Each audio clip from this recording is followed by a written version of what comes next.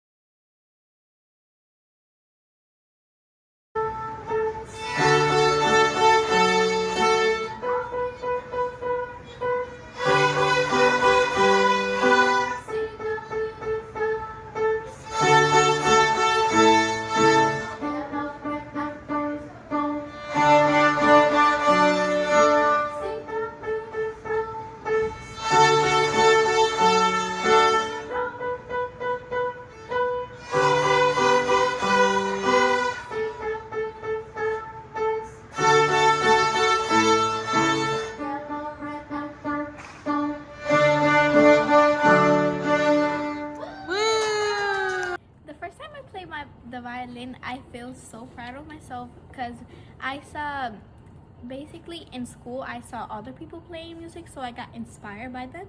So yeah. The first time I felt playing the violin, I felt good, and the first time I felt nervous because I thought I would make some cracks with the bows and violin, but now I got better each day, and now I'm doing better.